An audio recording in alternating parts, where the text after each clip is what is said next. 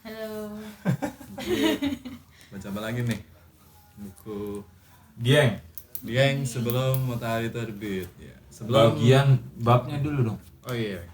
Ini kebetulan kita bacanya itu dari salah satu temanku yang waktu kita nge-record tuh habis menikah. Oke. Jadi dari Sinta Dewi dan judulnya subjudul ya harusnya ya. Iya, subjek. Andai Dieng tidak ditinggali manusia. Beratnya. Apa dulu nih? Jokowi lah. Terpanjang dong. Ya nggak apa-apa. Nyantri ya nih gue. Jadi setelah membaca sesinya dari Sinta, sebenarnya kayak dia tuh nulis kayak nyinyir banget ya. Tapi justru orang yang kenal itu tuh bener-bener tahu nggak cuman baiknya, Ya. tapi juga bosok-bosoknya kan. Semakin kita kenal Semakin dekat tuh kan kita semakin tahu, wah kayak gini cangkeman kayak gitulah. Ternyata. Ya lah gitu. Benar. Terus dari tulisannya Sinta tuh aku jadi sedikit kayak apa ya, mengingat kembali setahun kemarin 2000 berapa ya 2020-an, dimana aku tuh sering bolak-balik Dieng untuk satu proyek foto pribadi. Pas pandemi. Kebetulan pas pandemi, tapi nggak setiap bulan juga ke sana. Pakai kalimat ajaib nggak? Pakai lah. Dengan mengikuti protokol kesehatan. Tuh. Di sana terus aku jadi tahu bahwa Dieng itu sebenarnya juga bukan tempat yang benar-benar indah, di mana kamu menemukan hijaunya itu fana gitu. Jadi kayak mungkin kalau kita main ke Ketep atau ke kaki Gunung Merapi itu kan kita bisa melihat hijau dan seger dingin gitu. Tapi Dieng. di Dieng kamu juga menemukan hijau, tapi itu bukan dari tanaman tinggi, tapi dari kentang. Oh Terus, ya, ceper ya. dinginnya itu bukan karena segar oksigen, tapi karena ya emang tempat Dataran tinggi, tinggi. dataran tinggi. Jadi semakin sering ke sana tuh kamu akan semakin tahu hal-hal seperti itu kalau kamu menyadarinya. Jadi kayak banyak kefanaan. Tapi di sisi lain juga kamu bisa tahu banyak hal yang itu mungkin ya emang pantas disebut Dieng. Dieng itu kan dari kata Dingin, enak. ya, Bukan. Dihiang, tanah yang di luhur tuh. Kalau nggak salah ya gitu loh. Oh, enggak sama apa? Ya, gue baru tahu karena itu dulu tempat bertapanya para maha guru-guru itu. Jadi tuh kalau sejarahnya panjang, jadi kayak Makanya. dulu dari Hindu dari India, dia kan datangnya India tuh kan sebelah baratnya Indonesia. Dia tuh dari barat, jadi nyari tanah yang dijanjikan lu.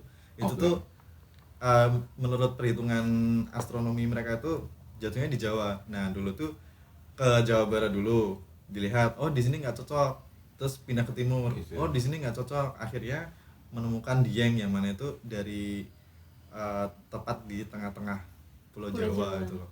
Jadi Dieng situ itu di tengah-tengah. tengah-tengah, jadi Tengah-tengah ke- atas ke bawah apa kanan atas bawah. kiri? Atas bawah. Atau kiri kanan kayaknya Kalau- juga mungkin. Kiri kanannya juga.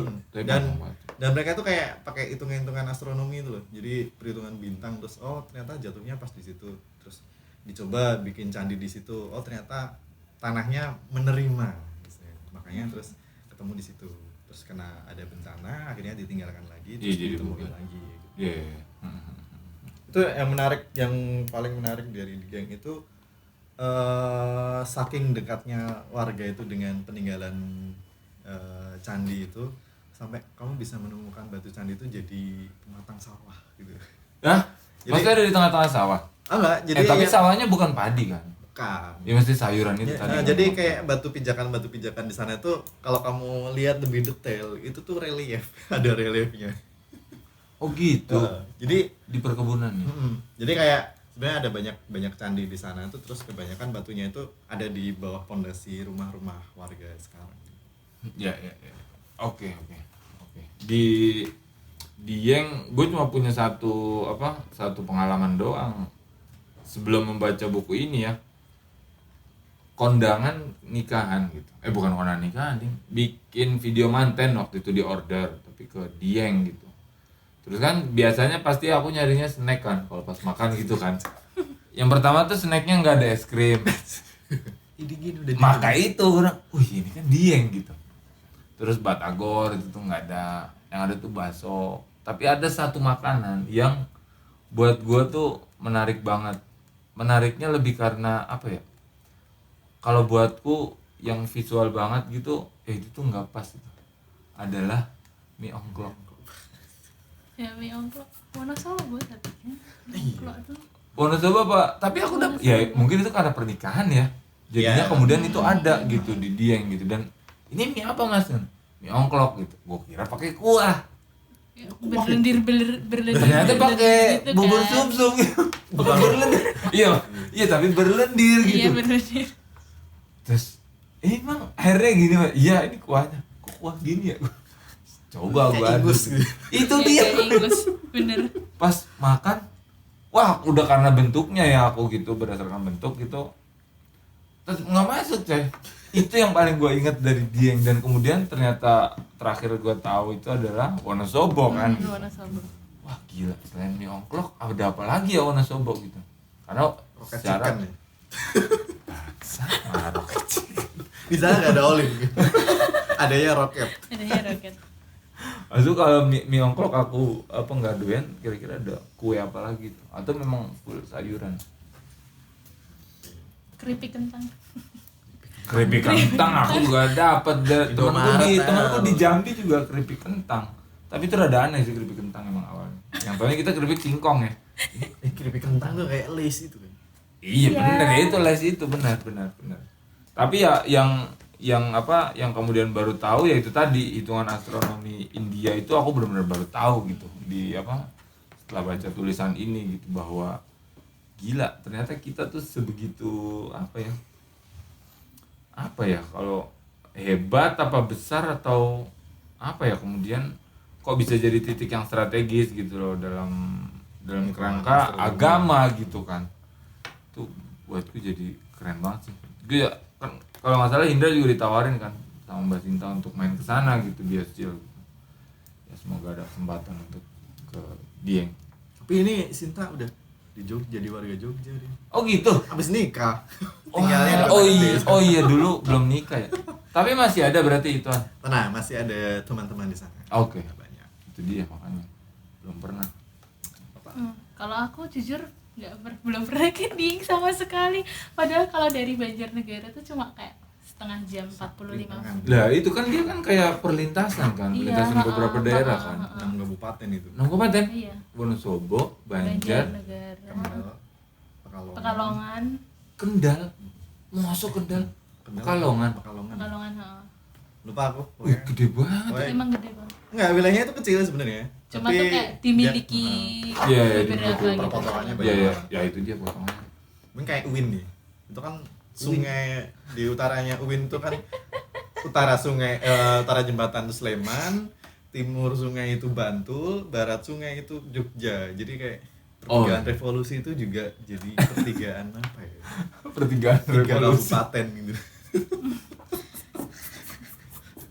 Iya, terus apa lagi Pak? Terus ini sih kalau aku baca yang dari buku ini tadi tuh kan banyak ada pemuda sana yang ngomong kayak kalau banyak yang merantau, terus kalau misalnya Nggak mau pulang ke pulang. situ gitu tuh kayak merasa nggak diterima sama kampung Lokal. sendiri gitu tuh loh, karena nggak ada masa depannya. Sama sih aku juga, karena makanya aku tuh nggak pernah pulang sama sekali. Pulang paling kayak cuma Natal doang, karena karena aku kan orang Banjarnegara. Di sana tuh emang kayak menurutku tuh surem gitu tuh.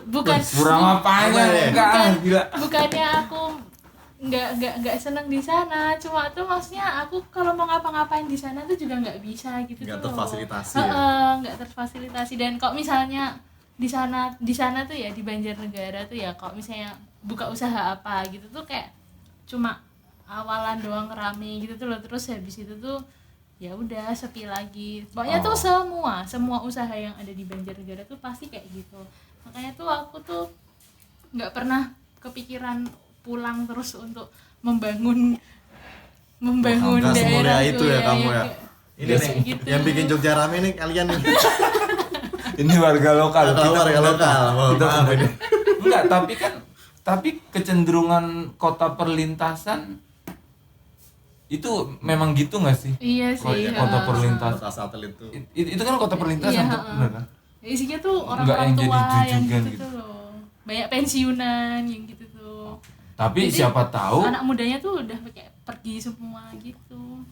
belum tentu kali. Masa pergi semua? Ya nggak semua sih. Cuma tuh teman-temanku yang balik lagi ke Banjar itu ya kebanyakan tuh yang Chinese dan terus meneruskan usaha keluarganya yang cuma Oke, kayak oke. gitu tuh loh, Mas. Oke.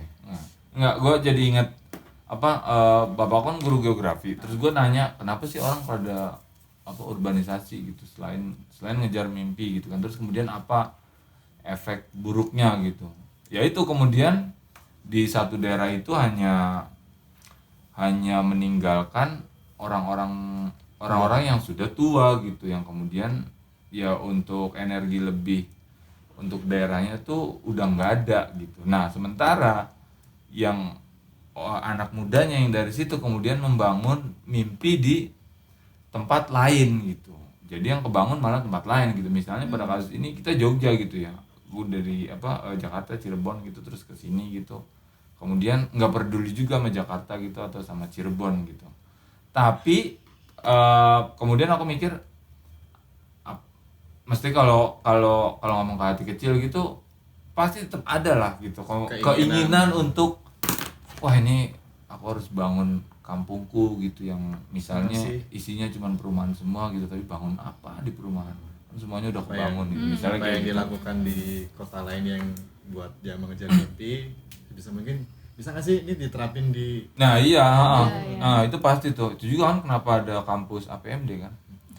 Gitu. Untuk menyadarkan. aku panjangnya sampai sekarang nggak tahu loh pembangunan masyarakat desa ya bukan ya Iya benar. Padahal sering Hanya tahu. apa aja? Akademi. Akademi Pembangunan Masyarakat Desa. Desa. Ya itu dia gitu kayak untuk mengembalikan kesadaran kita gitu bahwa kita tuh berasal dari suatu tempat yang itu tuh mau nggak mau auto deh pasti kepikiran gitu. Itu tuh bisa kayak gitu juga. Mungkin kalau ada yang dengar atau kalau ada yang nonton nanti bisa ngasih counter yang lain ya, maksudnya enggak kok di Banjarnegara ada kok yang sukses kayak gini. Wah, itu malah kita bisa saling sharing. Iya makanya. Iya. Tapi kan ada dawet. Iya sih. Dawet ireng ya. Tapi masa semua orang terus jualan dawet ntar jejer. Ya kan sama kayak yang kita baca kemarin. Ketika semuanya udah sama kan ada kemungkinan lain ketika kita traveling gitu. Dawet Iya. hijau. Dawet hijau biasa. Oh udah biasa dawet. Dapat pink. Itu juga sangat mungkin gitu. Artinya Atau mungkin gini, penyajian dawet kan biasanya bikin es nih anget gitu. Wedang dawet. Wedang dawet. Ya, aneh banget ya. tapi perlu dicoba.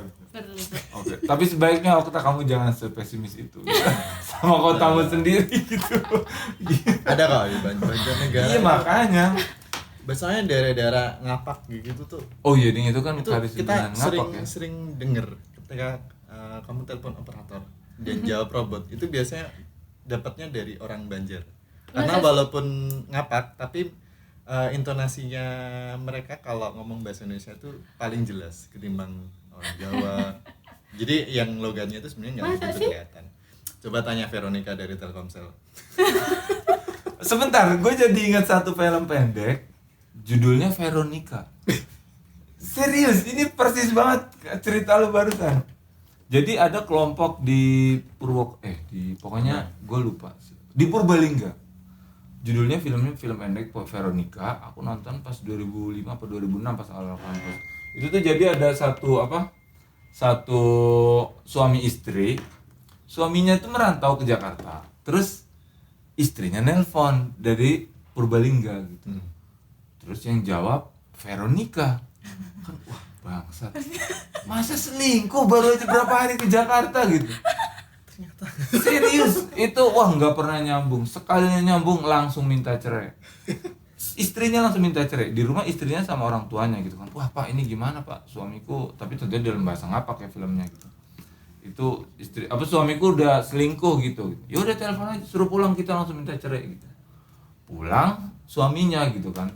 Terus tiba-tiba kan langsung marah dong istrinya gitu kan. Siapa itu Veronica gitu.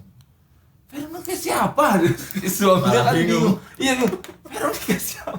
Aku setiap telepon kamu pasti Veronica yang angkat gitu. Dan gak pernah bisa sambung ke kamu gitu. Itu Veronica. Coba sekarang telepon gitu kan. HP ku tak matiin wes, mati. Terus dia telepon.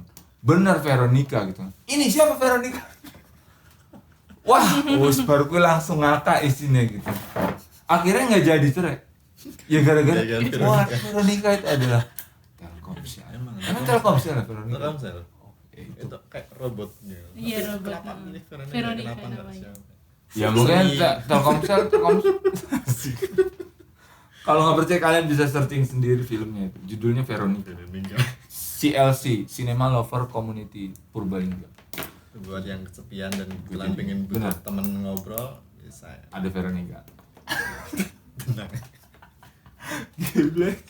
Oke. Ada lagi? Nah ini Karena aku nggak dari pernah ke dia. dari tulisannya Sinta juga itu kayak kita kan selalu kenal sama namanya DCF. Oh iya, dia yang kau. Dia yang kantor festival Ya. mana itu Gua belum bikin pernah sih macet sana. setiap tahun kalau mau ke arah Dieng. Nah di tulisannya Sinta menyebutkan kalau ya walaupun Dieng tuh ya kayak gitu terus kayak ada banyak konflik Kepentingan. horizontal yang menyangkut alam juga Iya, itu iya. pemerintah nggak pernah kayak kehadirannya tuh hampir nihil. Absen. Tapi begitu dia Ada Culture acara Festival itu kayak 6 kabupaten tuh Iya, kayak langsung berebut. Ini tuh acaraku, ini tuh Pamer, kayak acara. pamer. Yes. Saling unjuk gigi. Kontribusi. Terus di situ aku langsung keinget, wah ini jenisnya kayak kalau kita ikut lomba zaman SD, SMP, SMA terus kita dapat piala, itu kan pialanya buat sekolah. Oh Bukan buat kita. Itu kayak semacam Iya, semacam itu mentalitas sekolah zaman zaman dulu sama zaman sekarang ya. Sama lah. Atau mungkin kalau sekarang bisa di-copy lah di Jalan Mataram. Jadi bikin Oh, pialanya dua bikin gitu. sendiri ya. Dapat piala Citra gitu bikin film ya di-copy dua. Satu buat Gimana? filmnya, satu buat sutradaranya gitu. Bisa kayak gitu juga. Bikin murah kayak. Itu, tapi ya, jalan Mataram itu ini jalan juara itu. Pialanya dijual semua tapi mereka nggak pernah pamer. Bahkan kalau mau butuh ya udahlah bikin. Iya, iya. Bikin aja benar. Benar, sangat rendah hati. Tapi ini bukan bukan campaign untuk jangan ke Dieng, tapi ya Betul.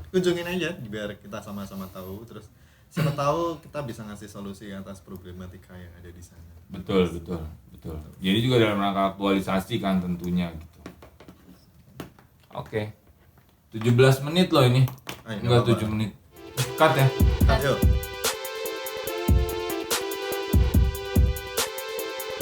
Jika kalian suka dengan konten ini, subscribe dan bagikan ke teman-teman kalian. Atau dukung kita dengan klik link support yang ada di description box. Terima kasih sudah menonton. Sampai jumpa lagi.